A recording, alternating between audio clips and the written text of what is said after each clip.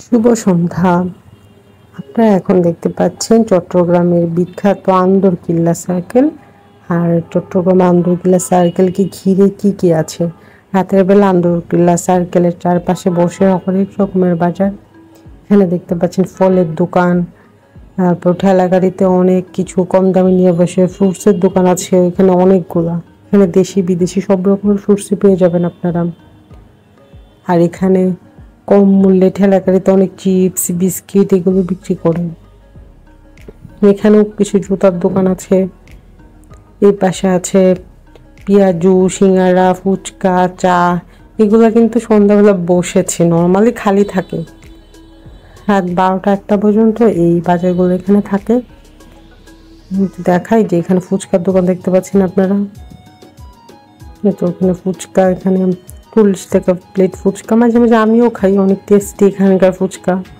আর আন্দরকিল্লা সবচেয়ে যেটার জন্য ফেমাস সেটা হচ্ছে বুকসের জন্য।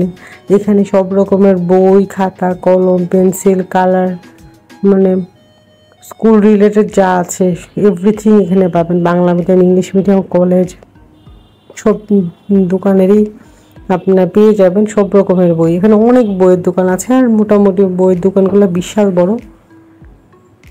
আর সামনে যে ব্লু কালারের একটা বাউন্ডারি দেখতে পাচ্ছেন, এই বাউন্ডারিটা হচ্ছে সিটি কর্পোরেশনের কাজ হচ্ছে। এখন আরো সুন্দর করবে, এই জন্য বাউন্ডারিতে ভিতরে কাজ হচ্ছে। আর নিচে আছে কিছু জুতা, এগুলা এই সন্ধ্যাবেলা বসে এখানে। আর প্রচন্ড জ্যাম আজকে। নর্মালি একটু খালি খালি থাকে এই পাশের রাস্তাগুলো, আজকে অনেক জ্যাম। রাস্তা পার হতে গিয়ে প্রচুর ঝুঁকি পোহানো লাগে। আমি রাস্তার ওই পাশে যাব, গিয়ে আপনাদেরকে একটু এই পাশটা দেখাচ্ছি। আমি যাব জ্যামট্যাম হলের সামনে পর্যন্ত। আর এখানে যে ডান দিকে আছে বেশ কিছু শপ, এখানে আপনারা পেয়ে যাবেন সেলফোন,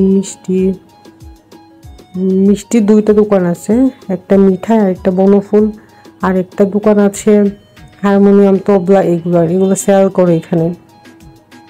আর এখান থেকে শুরু হয়ে গিয়েছে মোমিন রোড। সোজা গেলে মোমিন রোড, আর ডান দিকে গেলে কেবি আব্দুল সত্তার রোড, রহমতগঞ্জ। আর সবচেয়ে বেশি মানুষ ছিল জামশান হল বলে, সামনে 2 মিনিট হাঁটলেই জামশান হল। আমি যাচ্ছি একটু।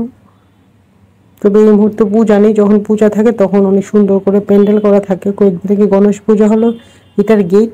আর এখন দুর্গা পূজার জন্য সাজানো হচ্ছে। যখন দুর্গা পূজাতে সাজে তখন আপনাদেরকে আমি আবার দেখাবো। তো আজকের ভিডিও এই পর্যন্তই। আল্লাহ হাফেজ।